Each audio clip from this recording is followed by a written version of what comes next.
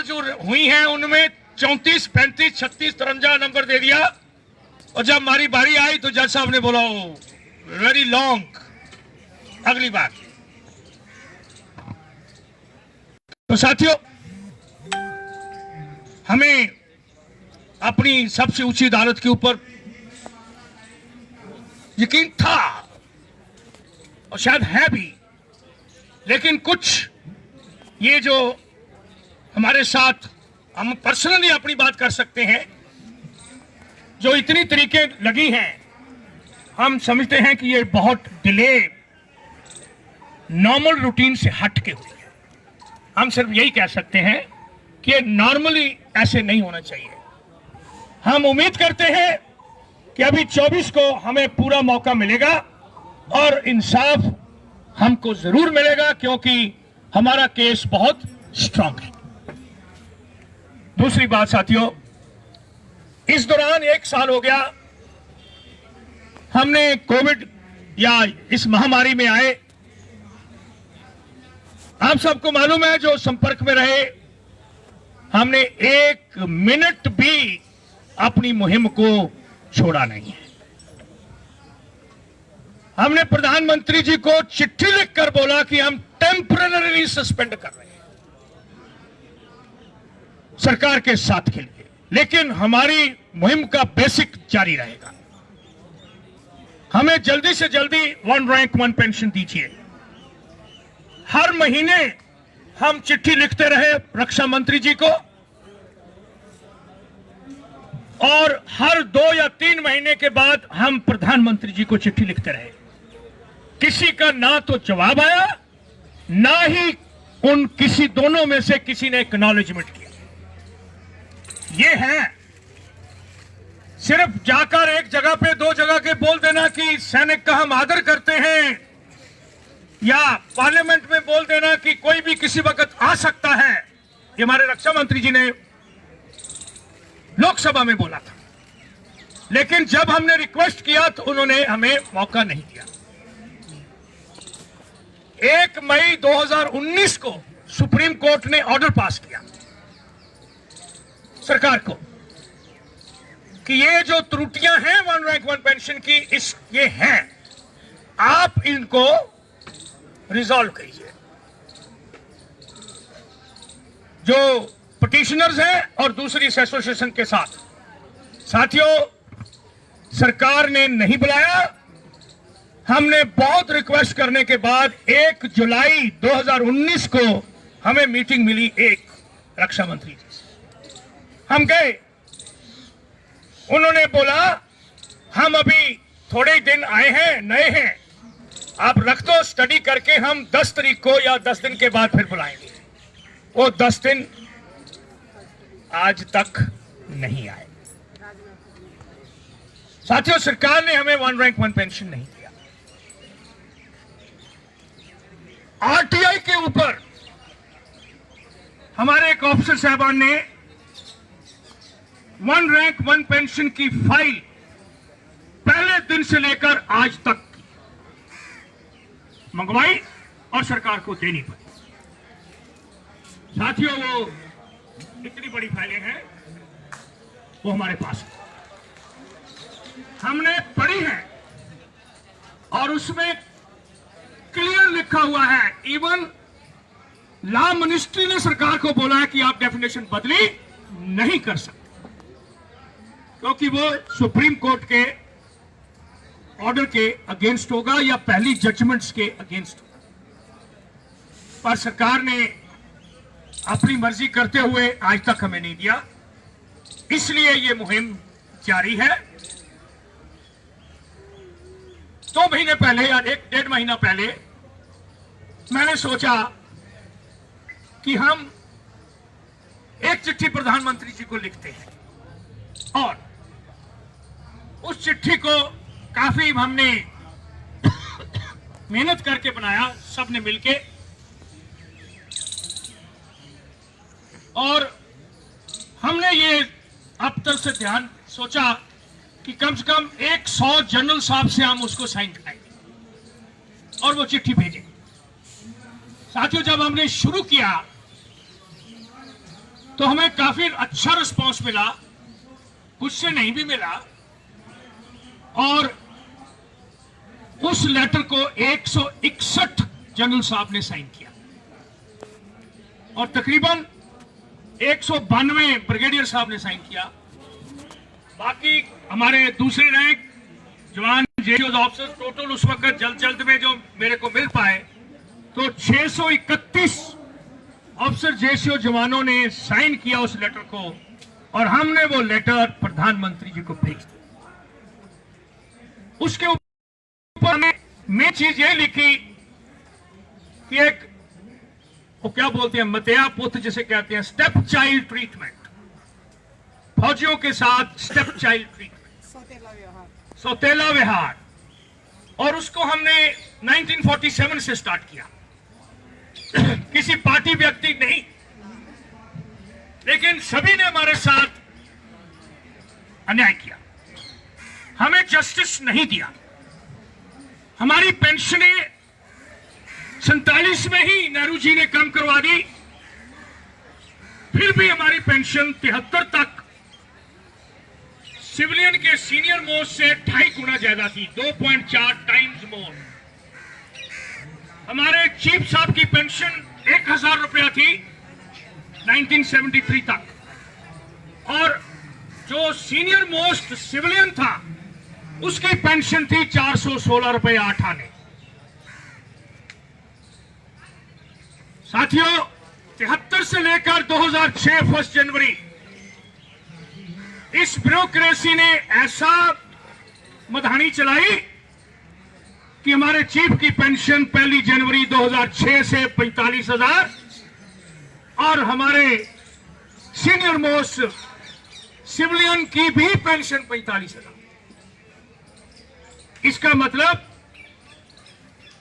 Bureaucracy ने अपनी पेंशनें 108 गुना बढ़ा ली, जबकि हमारे फौजियों की पेंशन 45 गुना बढ़ी। इस दौरान 7वें पे वेतन में जब आए तो 2.57 से मल्टीप्लाई करो तो जो 73 से लेकर 2016 1 जनवरी तक सिविलियन ने अपनी पेंशन 277 गुना बढ़ा ली, 278 गुना, 278 टाइम्स, मतलब 1 रुपए को 278 रुपए बना लिए। और हमारे चीफ की पेंशन 116 गुना। यह है अन्याय। और कितना कहने के बावजूद भी हमें किसी ने इसका कोई लॉजिक नहीं दिया, हमें कोई एक्सप्लेनेशन नहीं दिया गया कि ये कैसे हुआ इस चीज के ऊपर। साथियों, ये मुहिम जारी है और ये लड़ाई या ये सच्चाई का जो हमें डिमांड है वो जारी है। अगली बात, रिसेंटली साहब हमें बहुत दुख हुआ उस दिन, एक टेलीफोन आया कि सतबीर सिंह साहब को, ग्रुप कैप्टन गांधी साहब को और सीके शर्मा साहब को अरेस्ट कर लें। ये 20 दिन की बात है। अरेस्ट क्यों करेंगे? क्योंकि इन्होंने फार्मर्स को सपोर्ट किया है। साथियों, आज हम फार्मर्स के बारे में बात नहीं कर रहे, लेकिन क्योंकि ये हमारी एसोसिएशन से ताल्लुक रखता है ये पॉइंट सिर्फ, तो उन्होंने ये बोला कि क्योंकि ये सपोर्ट कर रहे हैं फार्मर्स को। साथियों, हमने अच्छे से अच्छे वकील को बातचीत करी और यह डिसीजन लिया गया कि हम इसका मुकाबला करेंगे। हमने हाई कोर्ट दिल्ली में पिटीशन डाल दी मेरी तरफ से और ग्रुप कैप्टन गांधी जी की तरफ से ऑन बिहाफ ऑफ IESM। उसमें यह लिखा कि जो सैनिक हैं हमारे पूर्व सैनिक, 30 लाख और जो हमारे 31 लाख जो रिटायर्ड फौजी और परिवार हैं, उनमें से 80% गांव से हैं और मिनिमम 70% से ऊपर किसान हैं। और उन्होंने हमें हर रोज ये बात करके बोला है कि आप साहब, हम सैनिक हैं और आपका मेमोरेंडम कहता है, हमारा जो आईएसएम का मेमोरेंडम है उसमें लिखा हुआ है कि किसी वक्त भी पूर्व सैनिकों का किसी तरह से उनके साथ अन्याय हो रहा हो या उनकी जो जरूरतें हैं पूरी ना हो या उनके वेलफेयर के लिए, ये हमारे प्राविधान है, हमारी जो memorandum of association of Indian ex serviceman movement. तो हमने उनको मद्देनजर रखते हुए हमारे 4-5 और उसके अंदर जो एम्स और ऑब्जेक्टिव्स थे वो इसके साथ मिलते थे। तो साथियों, हमने ये केस हाई कोर्ट में डाल दिया है और हाई कोर्ट ने गवर्नमेंट को नोटिस इश्यू करा हुआ है। क्या आप बताएं इसके बारे में। अगली हियरिंग 15 को है, कल। मुझे अच्छा लग रहा है कि ग्रुप कैप्टन गांधी साहब आगे हैं, हमारे वाइस चेयरमैन भी। हम सब इनका आदर करते हैं, सबको धन्यवाद कि आप आए हैं। मैंने इनको स्पेशली रिक्वेस्ट किया था और इन्होंने बोला मैं जरूर आऊंगा, तो अच्छा लग रहा है। तो साथियों, ये था सिर्फ उस पॉइंट जो बीच में आया था कि ये बात के ऊपर हम अपने 1 रैंक 1 पेंशन के लिए 24 तारीख को बिल्कुल तैयार हैं। हमने वो चिट्ठी प्रधानमंत्री जी को लिखी। इसके बीच में अभी फिर सेशन शुरू हुआ। पहला भी सेशन के आखिरी दिन 3 मेंबर पार्लियामेंट ने हमारा सवाल उठाया, राज्यसभा में भी और लोकसभा। अभी जो शुरू हुआ तो पहले दिन ही 2 एमपीज ने हमारा सवाल पार्लियामेंट में उठाया और स्पेसिफिक पूछा है कि ये 1 रैंक 1 पेंशन आप कब दे रहे हो, क्यों नहीं दिया अभी तक, ऐसा। और उसमें यह भी सवाल उठाया गया कि जो आपने हुक्म दिया था कि 5 साल तक हम चेंज करेंगे, तो आपने 1 जुलाई 2019 से जो आपका हुक्म है, हम नहीं मानते उसको भी लागू नहीं किया।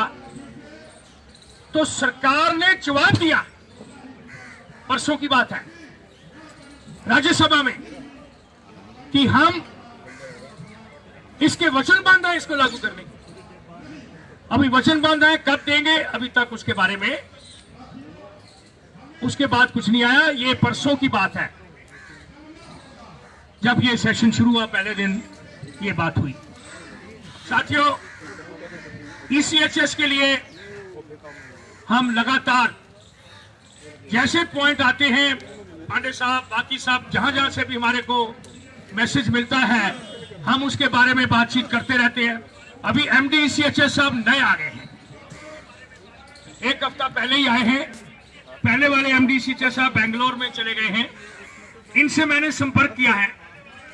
और पहले वाले जो एमडी साहब थे, उनसे एक ऑर्डर निकलवाया था कि जो कार्ड इशू होने हैं 64 केबी के, वो कार्ड पहले ऑर्डर था कि सब एरिया से मिलेंगे, वहां से चेंज करवा के हमने ईसीएचएस पॉली क्लिनिक से मिले। तो उसके बारे में हमने ये करवा दिया है। तो आप सबको कहीं स्टेशन हेडक्वार्टर में भागने की जरूरत नहीं है। आप सबको ईसीएचएस कार्ड जो है वो ईसीएचएस क्लिनिक में ही मिले। हाँ, ओके। दूसरी बात,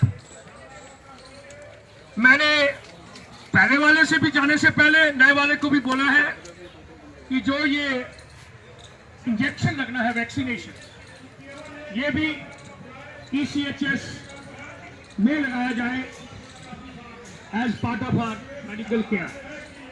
सर्विंग जो फौजी हैं उनको लग गया और मेरे को कल ही बताया गया कि ECHS में भी इसको लगाना कल से शुरू हो गया है। मैंने उस लेटर को नहीं देखा, लेकिन मैं फिर कंफर्म कर लूंगा और फिर आपको बता दूंगा मैसेज से भी। लेकिन प्रिंसिपली उन्होंने मान लिया है कि ECHS से अपने ECHS मेंबर्स को वैक्सीनेशन है।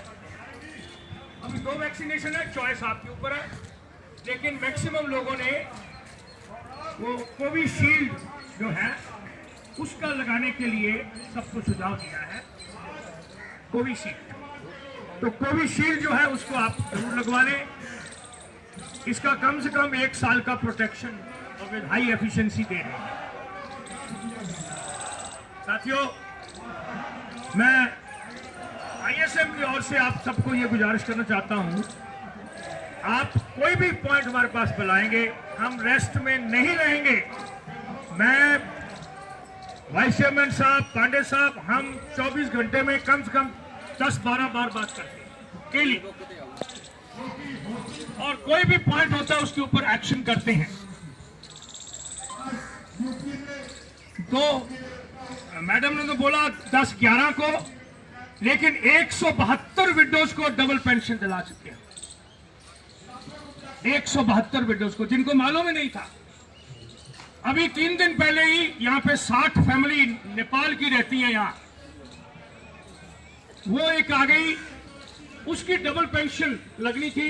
उसी वक्त हमने बातचीत करके जो नए वाला एग्रीकल्चर डिपार्टमेंट में काम करता था, उनकी वो पेंशन सेकंड एक्सेप्ट कराने की ये लेटर चला गया और वो एक्सेप्ट कर। तो साथियों, कोई भी आपका इशू है, इसी तरह रिजर्वेशन जो है वो अभी 25% हो गई है और सारे ग्रुपों के लिए हो गई। आगे ग्रुप ए के लिए नहीं थी और थी 24%, 18% और 12%। अभी 25% चारों ग्रुपों के लिए रिजर्वेशन है। अगर आपको कहीं इसको नहीं देते तो उसको आपने लेना है। चिल्ड्रन एजुकेशन लोन सबको ऑथोराइज है, इंक्लूडिंग एक्स सर्विसमैन। अभी प्रधानमंत्री ने कहीं अनाउंस किया था कि 5,500 स्कॉलरशिप हैं प्रोफेशनल ट्रेनिंग के लिए, और उसमें से सिर्फ 3,500 कुछ लोगों ने उसको लिया है। अभी उनके पास बहुत स्कॉलरशिप पड़े हुए हैं, तो आप मेहरबानी करके उसको जहां पे भी किसी को लागू है उसका फायदा उठाएं। हमने ISM की तरफ से स्कॉलरशिप स्कीम एक चलाई हुई है, जो हम हमारी विडो बहनें या उनको, उनके डिपेंडेंट्स को देते हैं। 1,000 रुपया प्रति माह 4 से लेकर 12वीं तक, और कॉलेज में 2,000। विडोज के लिए भी 20-25,000, 15,000, जितना उनको चाहिए कोई बिजनेस शुरू करने के लिए, ताकि वो कुछ कमा सके। ओल्ड एज होम के लिए भी हम मदद कर रहे हैं। ये जो प्राविधान, ये पॉलिसी जो बनी है ISM की, इसका पूरा फायदा उठाएं। आप सबको गुजारिश है कि कोई भी विडो बहन आपके इलाके में हो, उसके लिए जरूर करें। तो ये हर रोज का काम है, और हम लेटर्स लिखकर, सोशल मीडिया का तरह से सरकार से बातचीत करके इस मुहिम को हमने जारी रखा है और जारी रहेगा जब तक हमें अपनी असली वाली 1 रैंक 1 पेंशन नहीं मिले। ये हम वायदा करते हैं आपको, और आप कभी भी आप याद करोगे तो हम आपको तीसरी घंटी नहीं खड़कने देंगे, हम उठा लेंगे। तो आप मेहरबानी करके अपने अपने इलाकों में आप कर रहे हो, एक दूसरे की मदद भी कर रहे हो। हमें बहुत अच्छा लगा कि 15 दिन के अंदर हमने गुजारिश किया तो 16,10,000 रुपया पूर्व सैनिकों ने इकट्ठा करके प्रधानमंत्री के फंड में हमने भेजा, ये कोविड के लिए। ये भी आप लोगों से इकट्ठा हुआ। ये भी छोटा तो देश के लिए तो कम है, लेकिन एक उसके पीछे जो इच्छा शक्ति है कि योगदान देना वो आप सबने दिया। इसी तरह कहीं फ्लड आता है या कोई आपदा आती है तो हमारे फौजी पूरे देश में हमेशा सबसे आगे, गांव से लेकर सेंटर तक हमेशा तैयार है। ये हमारे सैनिक, और इनके साथ अगर अन्याय होता है तो साथियों ये बहुत, मैं यही कहूंगा कि कोई भी सरकारों के लिए अच्छा नहीं है। हम सिर्फ अपना हक ले रहे हैं। साडा हक, साडा हक किथे रख, इथे रख, जल्दी कहा साडा हक और इथे रख, और किथे रख और किथे रख, साडा हक, साडा हक और साडा हक।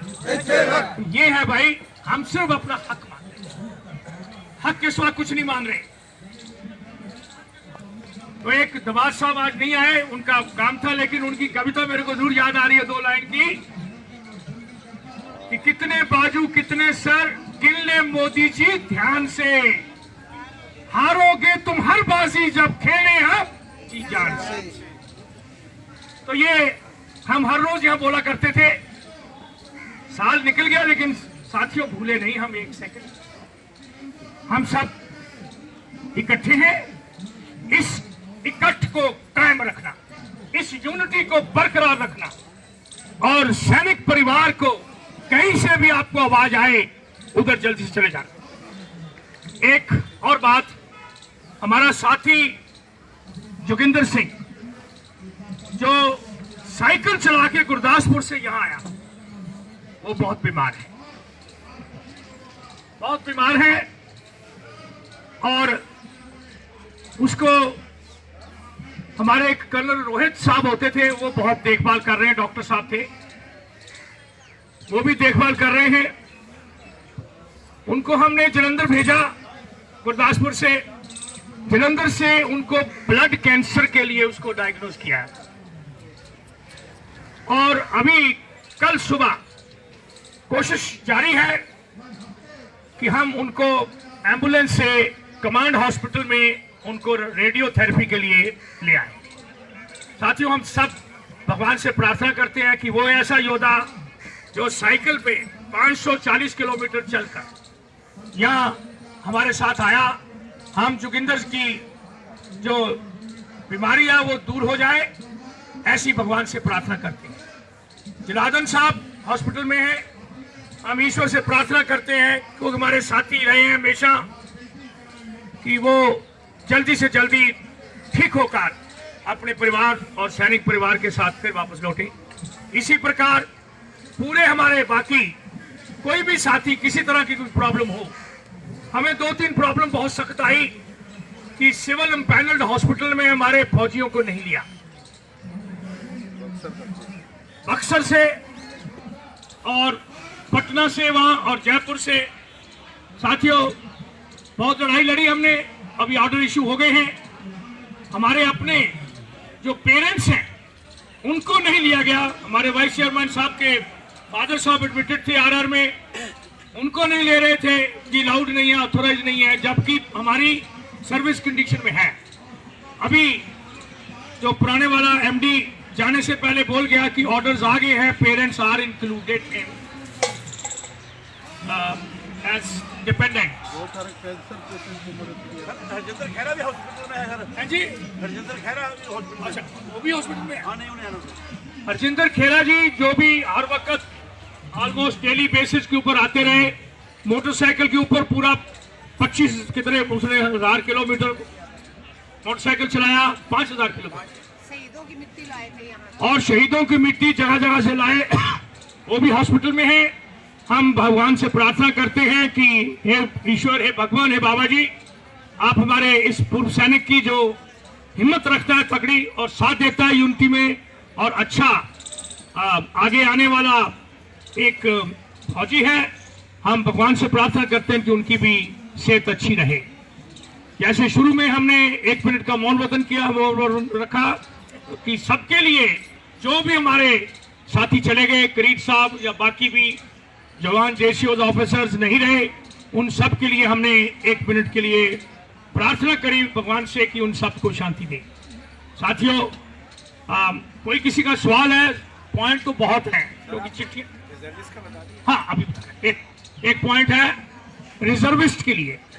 साथियों, हमने यहाँ पे केस डाल रखा था कि रिजर्विस्ट की पेंशन जो नॉर्मल सिपाही की पेंशन है वो उसका 2/3 से कम नहीं हो सकती, उसके बराबर। हाँ, हमने तो बोला था कि बराबर होनी चाहिए, बराबर होनी चाहिए।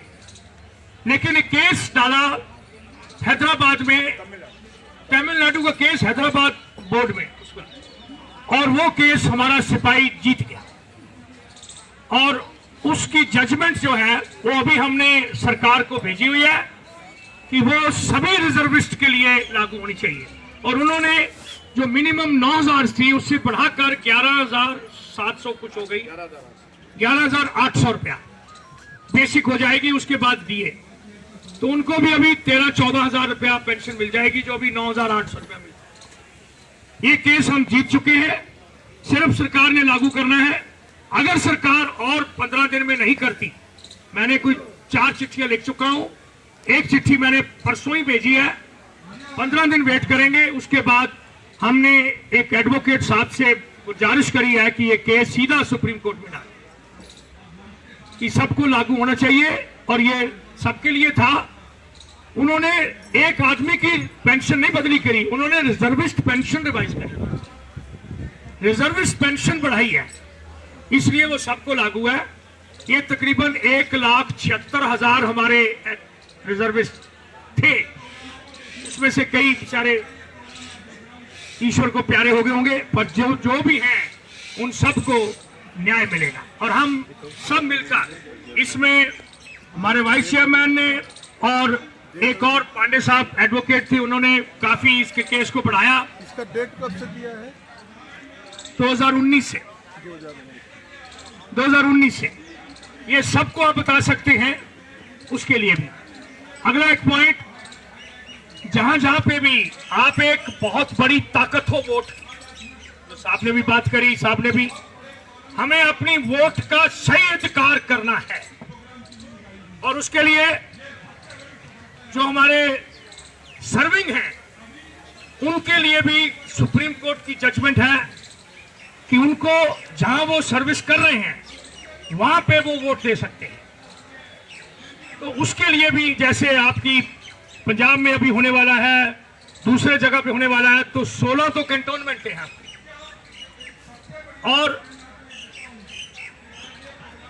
गांधी साहब ने एक उसका एनालिसिस किया था, देश भर में तकरीबन 150 मेंबर पार्लियामेंट की सीट्स हैं, जिसके रिजल्ट को हम पूर्व सैनिक और सैनिक परिवार प्रभावित करते हैं, इफेक्ट करता है उसके रिजल्ट को।